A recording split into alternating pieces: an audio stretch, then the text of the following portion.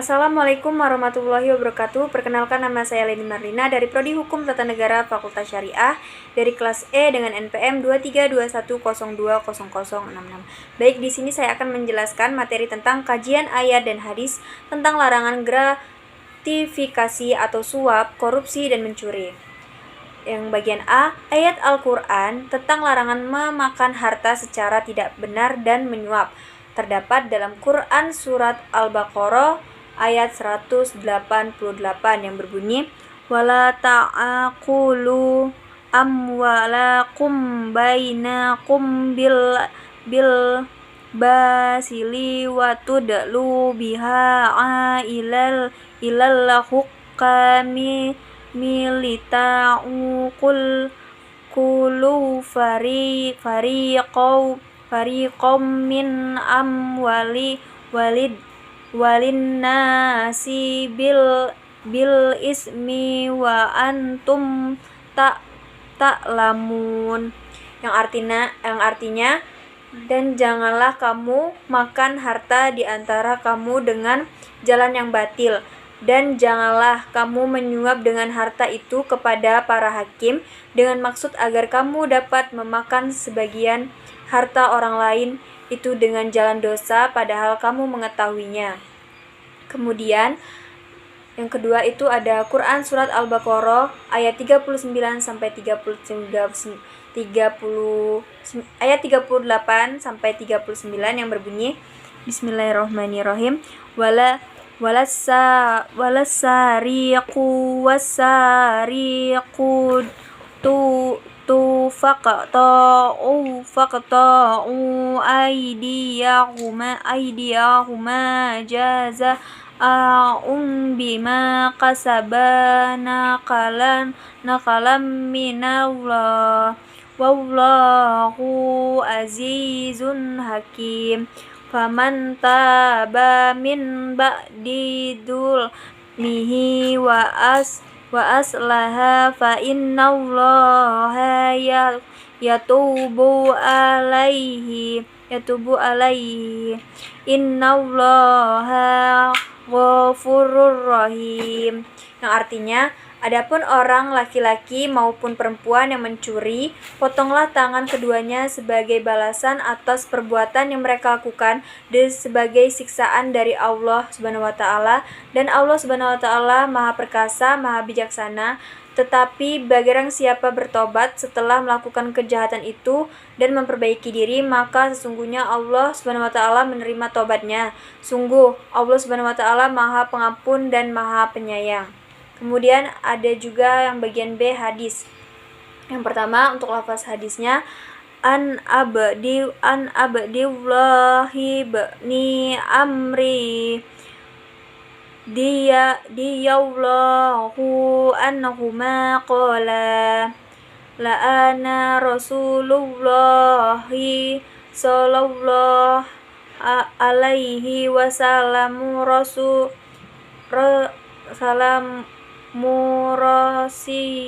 wal murtasi. Yang artinya, dari Abdullah bin Amr radhiyallahu anhu, ia berkata, Rasulullah Shallallahu alaihi wasallam melaknat penyuap dan orang yang disuap, yang terdapat dalam hadis riwayat Abu Daud, Tirmizi, dan Ibnu Majah. Kemudian ada lafaz hadis yang kedua yang berbunyi, Jabir ibni Abdillahi radhiyallahu anhuma anna Rasulullahi sallallahu alaihi wasallam qala lana yadkhulul jannata lahmum nabata min suhti. Yang artinya, dari Jabir bin Abdillah radhiyallahu anhu bahwa Rasulullah Shallallahu alaihi wasallam bersabda, tidak akan masuk surga daging yang tumbuh dari sumber yang haram, yang terdapat dalam hadis riwayat Tirmizi. Yang kemudian yang ketiga adalah lafaz hadis an Abi Hurairah radhiyallahu anhu aninna sallallahu alaihi wasallam qala ya lannasi zamanun la balil mar'u mah hazamana amina halalil li amina la hadim, yang artinya dari Abu Hurairah radhiyallahu anhu dari Nabi Shallallahu alaihi wasallam, beliau bersabda, akan datang suatu masa di mana orang tidak peduli apa yang dia ambil, apakah dari sumber yang halal atau yang haram, yang terdapat dalam hadis riwayat Bukhari. Yang kemudian yang keempat, lafaz hadis an Abi Umaidi sama Idiyya radhiyallahu anhu anna Rasulullahi sallallahu alaihi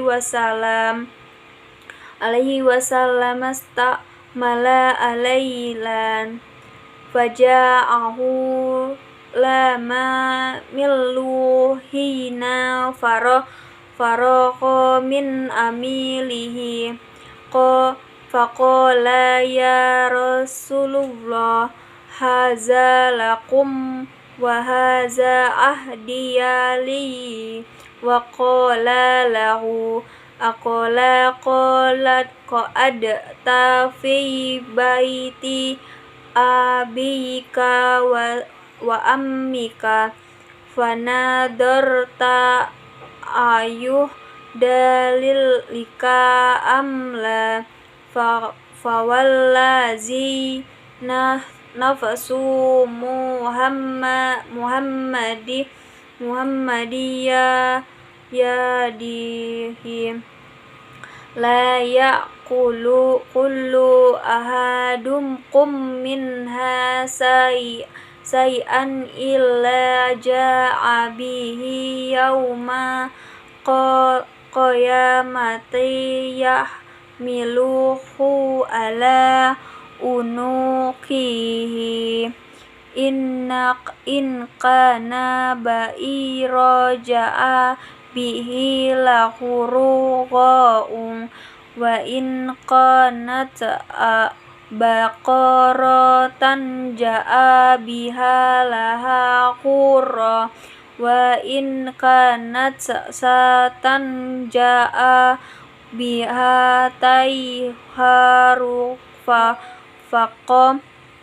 faqad bilat, yang artinya dari Abu Humaid As-Sa'idi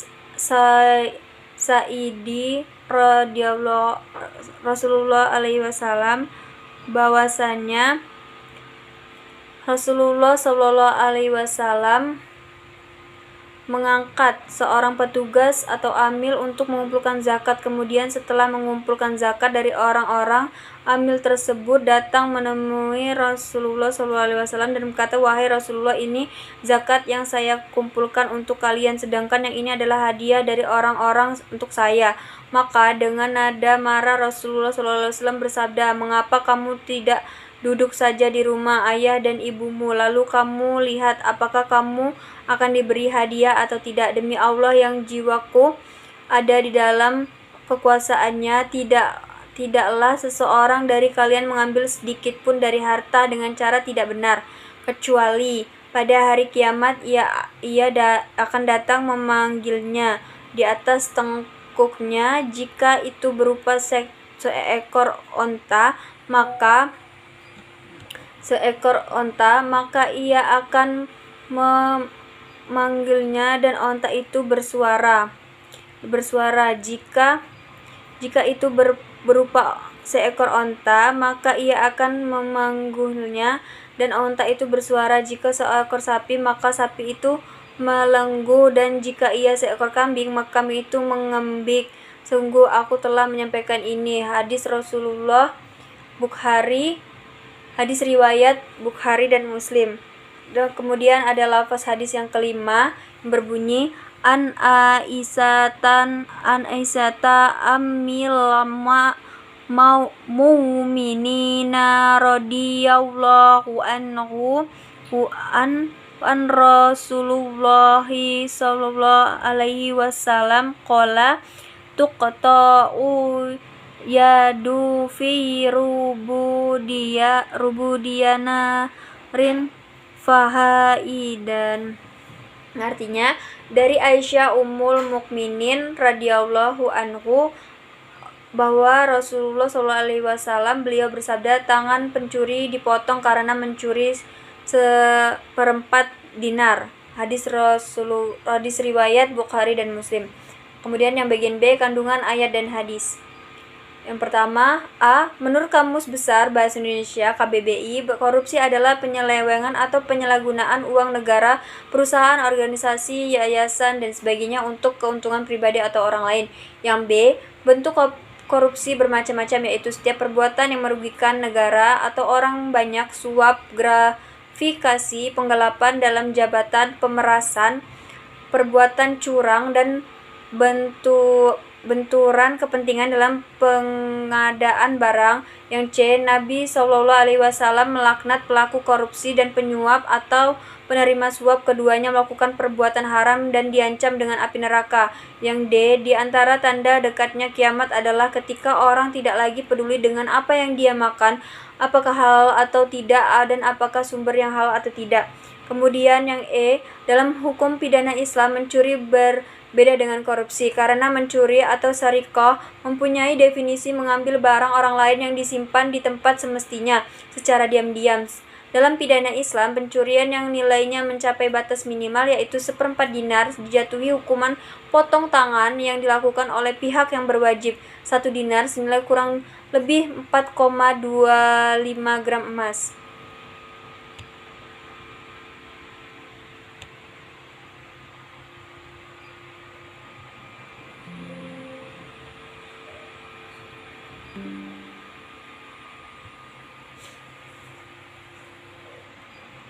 Kemudian saya akan menjelaskan tentang kajian ayat dan hadis tentang kewajiban menjaga lingkungan hidup. Yang pertama ada dalil-dalil. Yang 1, larangan berbuat kerusakan. Yang A, Quran surat Al-Rum ayat 30 ayat 41 sampai 42 yang berbunyi Bismillahirrahmanirrahim.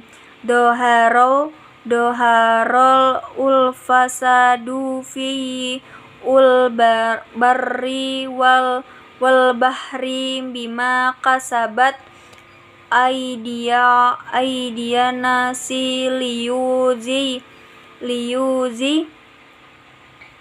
liyuziqahum ba'dallazi amilu la'allahum yarji'un. Qala siru wa fi ul ardi fa naduru kaifa kana akibatal lazina mina qablu kana aksaruhum musyrikin.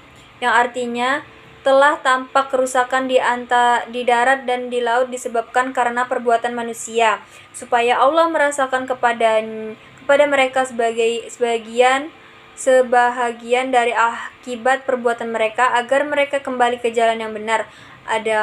Adakanlah perjalanan di muka bumi dan perhatikanlah bagaimana kesudahan orang-orang yang terdahulu. Kebanyakan dari mereka itu adalah orang-orang yang mempersekutukan Allah.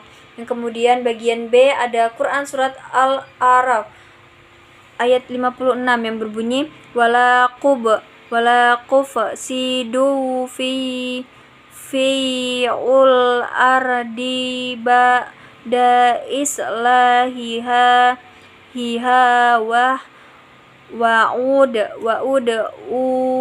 wa khaifun wa to ma'a inna rahmatallahi qaribum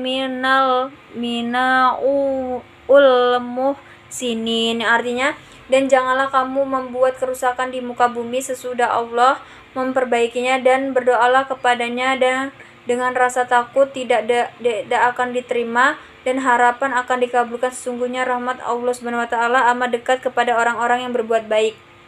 Yang kedua, menanam pohon sebagai tindakan terpuji. Dalam hadis Anas bin Malik radhiyallahu anhu yang berbunyi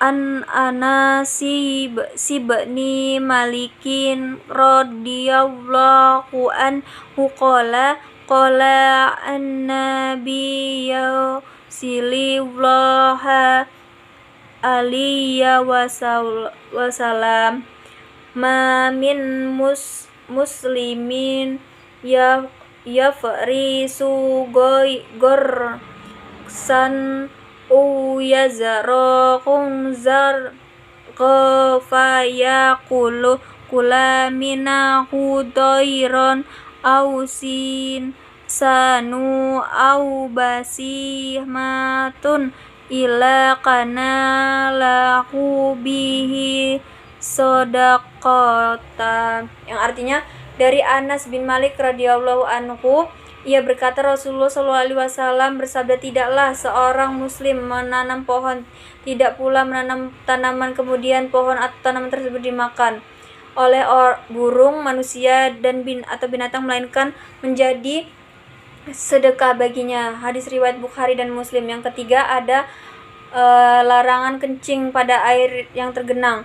Hadis Abu Hurairah radhiyallahu anhu yang berbunyi An Abi Hurairah radhiyallahu anhu na Rasulullah sallallahu alaihi wasallam qala la ya baulana hadukum fiyya lamai lada mihi lanzila yajri summa yaqtasilu minah.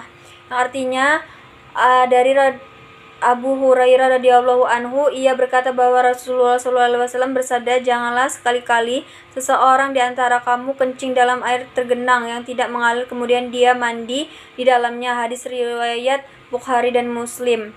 Keempat, anjuran menyingkirkan sesuatu yang mengganggu dari jalan dan menjaga kebersihannya.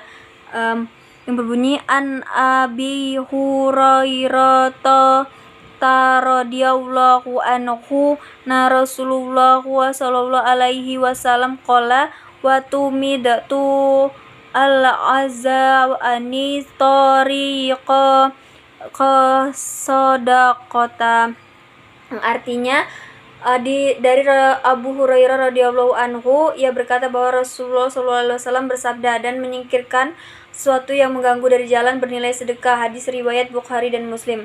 Untuk kata kuncinya, lingkungan hidup adalah kesatuan ruang dengan semua benda, daya, keadaan, dan makhluk hidup termasuk manusia dan perilakunya yang mempengaruhi kelangsungan kehidupan dan kesejahteraan manusia serta makhluk hidup lain.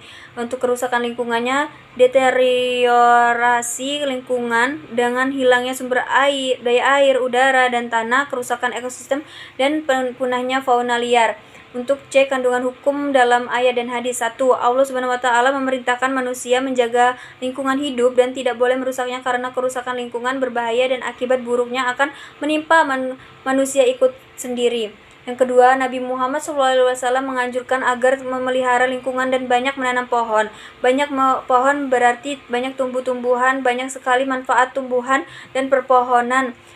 Antara lain menyediakan udara segar berupa oksigen yang sangat dibutuhkan makhluk hidup, pandangan mata jadi sehat, mengurangi polusi, mengurangi bahaya banjir, menyuburkan tanah dan tentunya menciptakan keindahan. Yang ketiga, selain keindahan dan kesehatan, pohon juga bernilai sosial dan ekonomi, yaitu tempat orang atau makhluk berteduh, tempat burung hinggap dan berkembang biak. Buahnya dimakan atau dimanfaatkan semua makhluk, dan itu semua menjadi sedekah yang berpahala. Semakin banyak yang bermanfaat, semakin tinggi nilai yang semakin banyak pahala yang diterima, bahkan menjadi pahala jariah yang terus mengalir diterima penanamnya selama pohon itu ada dan bermanfaat. Yang keempat, agar lingkungan tetap sehat, maka Nabi Shallallahu Alaihi Wasallam melarang perbuatan yang menyebabkan lingkungan rusak, kotor atau berbau. Beliau mencontohkan dengan larangan buang air kecil atau kencing di air tergenang atau tidak mengalir, karena akan menyebabkan jadi sarang bakteri dan penyakit atau berbau dan berbahaya bagi kesehatan manusia. Yang kelima, kepedulian terhadap kebersihan lingkungan. Dengan membersihkan kotoran yang mengganggu orang-orang seperti dari jalan, tempat orang lalu lalang, atau tempat-tempat lainnya, membutuhkan pahala bagi pelakunya seperti pahala sedekah. Itulah sekian penjelasan materi dari saya. Saya akhiri. Wabillahi taufiq wal hidayah. Wassalamualaikum warahmatullahi wabarakatuh.